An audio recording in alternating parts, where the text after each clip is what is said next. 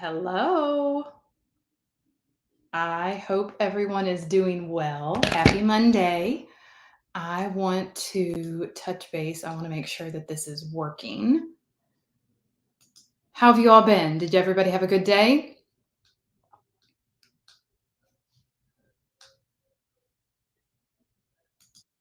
Okay, it is working.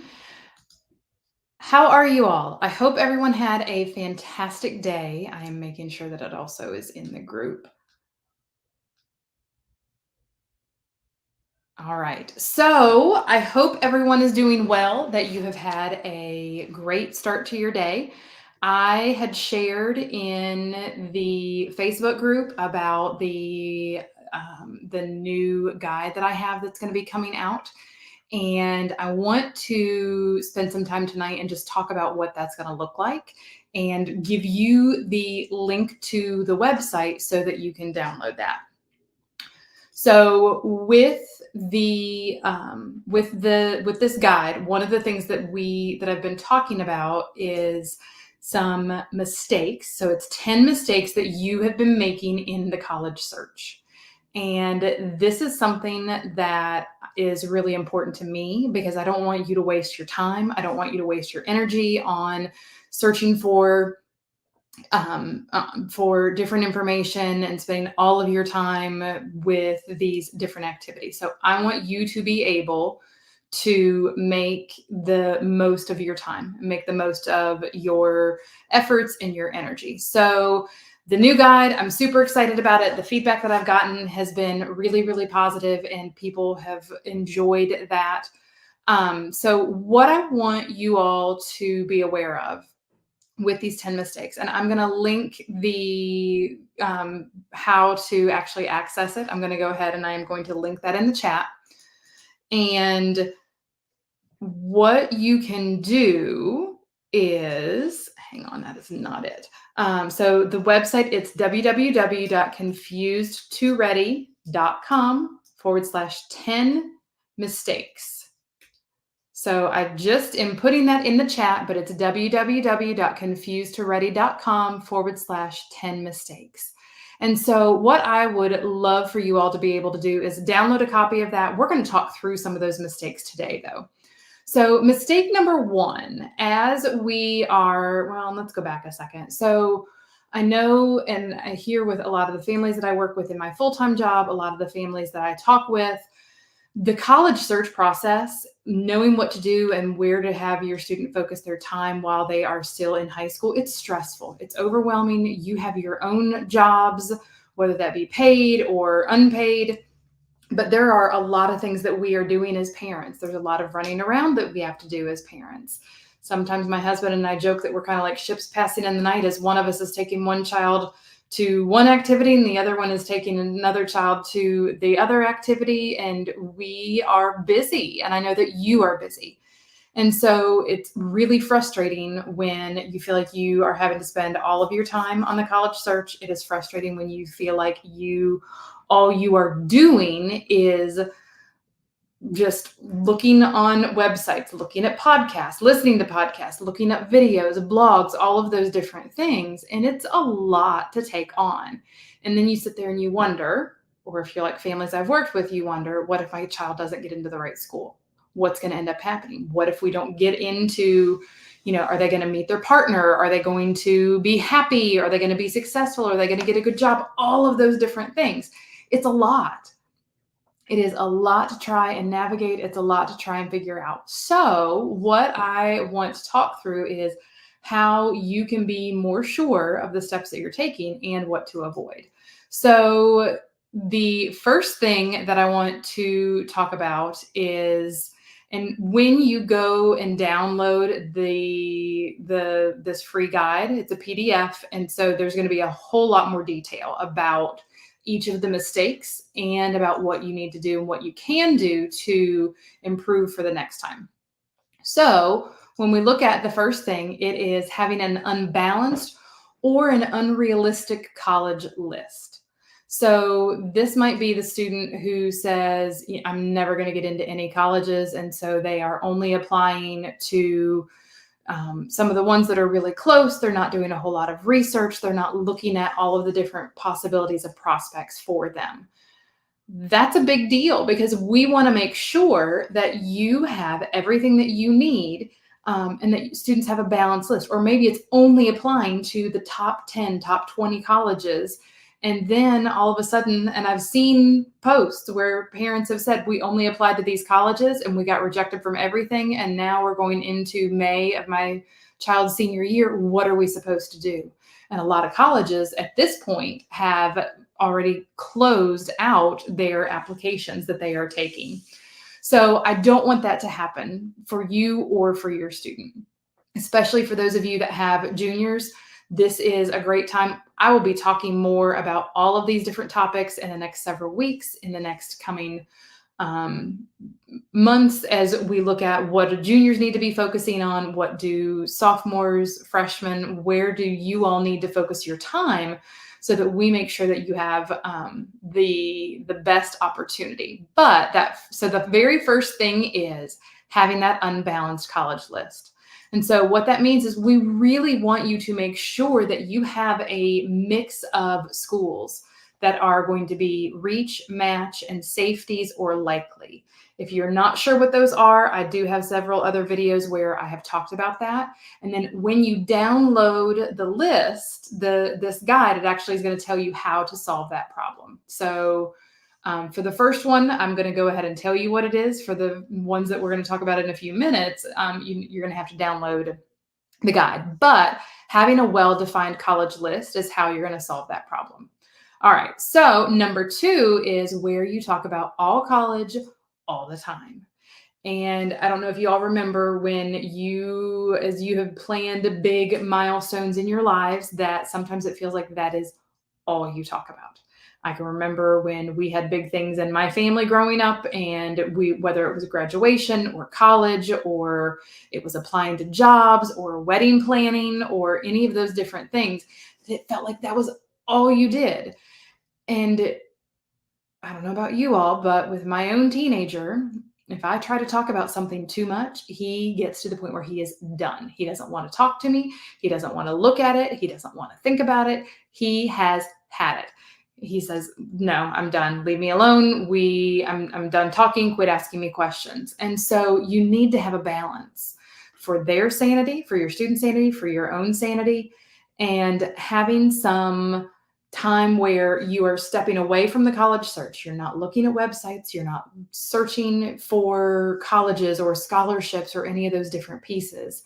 And just being able to have some family time, even if it is something where we had a neighbor who would joke about forced family fun when we were growing up. And that even if it is something where it is family time that you are saying, okay, this is what we're going to do and we're going to take a break, when all you do is focus on the college search, that is going to end up being completely overwhelming. You're going to feel stress. Your student is going to feel stress. So if you download that guide, it's going to talk to you about a time to talk about college and what that can look like. All right. So the third one is, and I don't know about you all, but back in my day. So this one really is taking a look at how things were when we applied to college. And it is very different. It is an incredibly different world. It is something where you really, the requirements for students, just as far as their grades and the courses that they're taking, extracurricular activities. And then if you grew up outside of the United States, it's even more different. And so I want to help and encourage you all that it is different than how we applied to college. But that doesn't mean that it's impossible to figure out. And so we really need to make sure that we're looking at the current admissions landscape. And that is something that changes quite a bit. So part of what my goal is to be able to help you not have to do all of that research or keep on top of everything, and that I am continuing to share what would be helpful. So the fourth thing, and this is a big one. This is a really big one. And I know that several people who have joined into the Facebook group lately have talked a lot about scholarships, and they've talked a lot about where to find scholarships and how to make sure that you are making the most of that money. Well, postponing that conversation about finances can be a really big hardship. And that's not something that I want for you all. Again, I want you to have everything that you need. I want you to be able to know early on if a college, when you don't have to disclose everything about your finances to your student, but being able to say, okay, this is what we realistically can contribute. And if you are looking at going to a college that is outside of this particular area or outside of this area with our budget, what's that going to look like for your student? So, having those conversations early on, I will be talking a lot more about scholarships. I will be talking a whole lot more about just what to expect with as you are navigating how to find scholarships, where to find scholarships, making sure that as students apply to scholarships, that they're really putting their best foot forward and that they are meeting the requirements that the scholarship wants them to have. So that's number 4, is postponing that money talk. Number 5 is time flies. And so this is one where the earlier that you start in that college application process, the easier it's going to be. But sometimes families end up putting it off and say, oh, we'll talk about it later. And I don't know about you all, but how many times have you had something that was due for your student's school and you put it off and you put it off and you put it off, and then all of a sudden the due date's tomorrow and you're staying up until 10 o'clock, 11 o'clock at night just to make sure that everything is taken care of. Or maybe your child had a project that they had put off, and then all of a sudden, before you know it, they don't have the everything done that they need to, and it's something that's going to be coming. So that 5th mistake is that time flies. And so just like doing homework, studying the night before, if you've ever pulled an all-nighter or anything like that, when our students are trying to we want to set a good example for them and let them know that we want to have more time and not just push everything off and feel like we're being rushed. All right, number 6. So this is missing out on visits. So when you go shopping, or whether that be for clothing or for a car or for something that's big, one of the things that you do is you will try it out. So trying on clothing, trying a car, taking a car for a test drive, that kind of thing. And so that's the 6th mistake, is just not even worrying about visits. Oh, we'll figure it out. We'll just go visit the ones that we're accepted to. Well, sometimes students will set foot on a college campus and decide that that is not what they thought it was, and they don't want anything to do with it. So again, this is another really important thing, is making sure that you are on top of those college visits and not just accepting that admissions offer. So again, this handout this guide is going to have information for you so that you can see what the mistakes are, but then also what you want to do in the future. And that website is confused2ready.com/10 mistakes, mistakes. So that's where you can download this. Now, the 7th mistake is really having a limited view of college options. And sometimes students focus on, this is the perfect school. I have to go to this college. If I don't go to this college, it's going to be awful. I can't imagine being anywhere else. And that they really just focus in on one specific thing and not being open to other possibilities. And that can, again, it's limiting. It is keeping students from finding the potential of maybe a hidden gem or that diamond in the rough. So that's number 7. Number 8 is really looking at the challenge and that difficulty level and rigor of students' courses. So making sure that they're challenging themselves, but not to a point where their grades are going to end up being too low. And so some of that is having conversations at home, making sure that there is a balance. And so just students say, oh, I'm going to take the base level class, the basic level course, because then I'm not going to have to worry about this and this and this. And we want students to be able to challenge themselves. So again, what to do and how to solve that problem is going to be in that, it's in the guide. So number 9 is really only focusing on the ranking. So that's where we have a student who is says, you know what, I'm going to look at the US News ranks. I am going to look at the top colleges, and that's it. I'm not going to look at any other colleges. And sometimes there can be some wonderful schools that are out there and great opportunities that aren't on that ranking list that could end up being a really good fit for students. And so only looking at that one particular piece is something that can be a major, major challenge. And then the final one is just making uninformed decisions. So again, kind of going back to the car, looking at buying a house, looking at buying even a washer and dryer or some appliance that you need.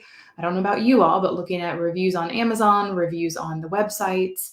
There, from the time that I was young, my dad had a Consumer Reports account, and so he would make sure that he did his research. And that's something that we want students and you all, because as parents, we want to feel comfortable and confident in what our student is doing as they are searching for colleges and where they're going to go.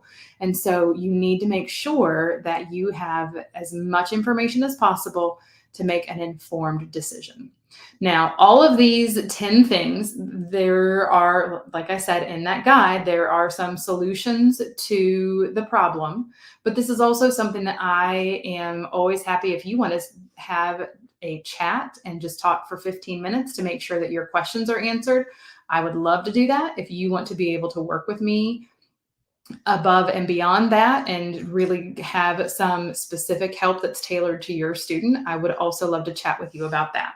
So in the chat, I am going to put again the website. So it's confusedtoready.com/1010 mistakes. So if you go to that website, you are going to be able to put in your email address. We're not going to spam you, but it will also help you stay up to date on anything that we have coming up.